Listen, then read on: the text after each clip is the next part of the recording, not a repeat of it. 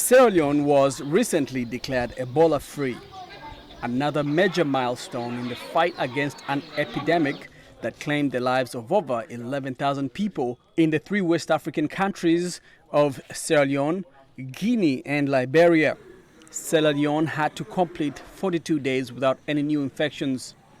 The Ebola epidemic, which killed over 3,500 people, paralyzed all aspects of life in this country of 6 million people. Thousands of students had to stay home for over 8 months. Their schools were closed to stem the infection. In the center of Freetown is one of the top science high schools in the country. Built over 70 years ago, Prince of Wales School is named after Britain's Prince Charles. The government converted a number of schools into holding centers for Ebola treatment.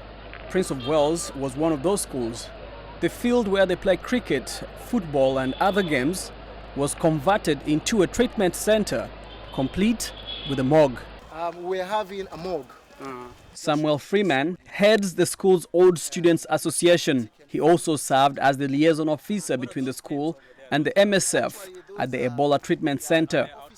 He approached the school's authority to have the school as an Ebola treatment center, of which the request was made through the government of Sierra Leone.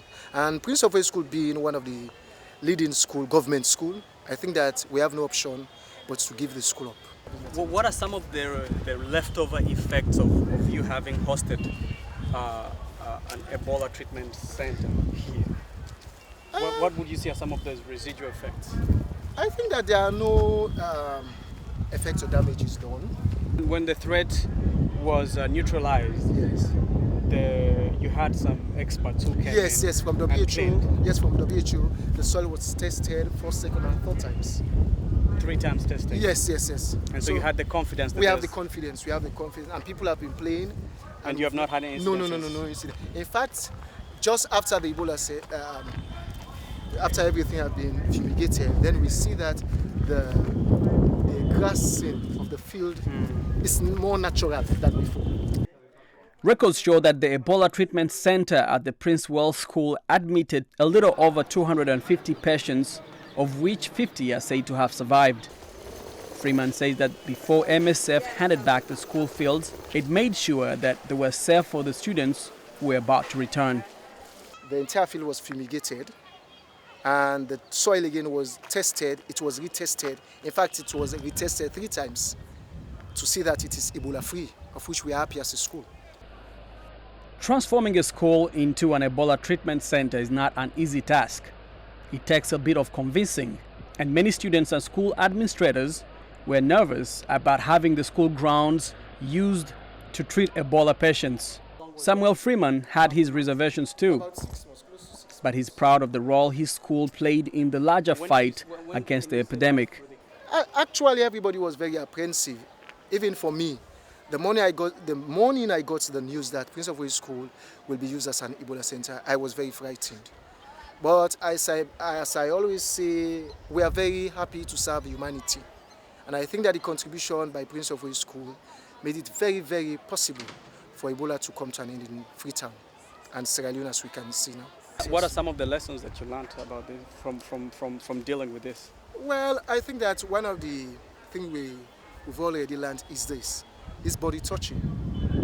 Don't touch bodies. Don't touch bodies. No. Yes. So there's been some of those cultural hand washing changes and the rest of in it. society. People now wash their Basic hands. hygiene. Yes. Okay. There's a much better attitude in responding to basic hygiene. Yes. Which one was the hardest to deal with? Because I know, people here shake hands a lot. It has been part of the custom of Sierra Leone or whatever people will say, but you have to adapt to it. See? So at some point you were told you can't shake hands? No, you can't shake hands.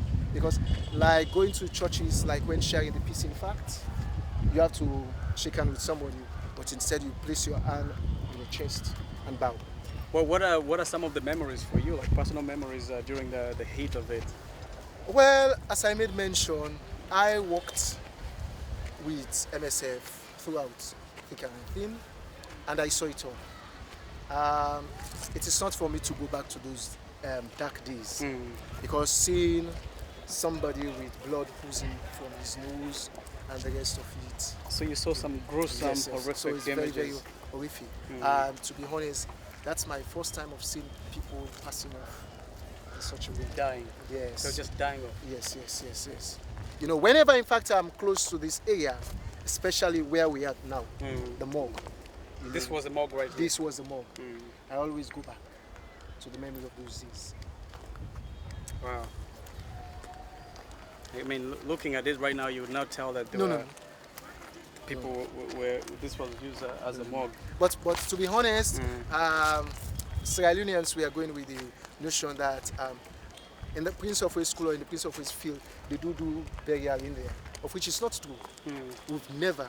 So there's a misconception that there yes, were burials yes, taking place here? Yes, I'm confident to say that there was no burial that took place. Did the student ask you that? Yes, they asked so many questions. Even There were rumors going on. Yes, that and one of the things bearings. one of the things that we are so happy, MSF Switzerland was having meetings with the community people, and the Parent Teachers Association, the schools authority were involved, and the rest of it.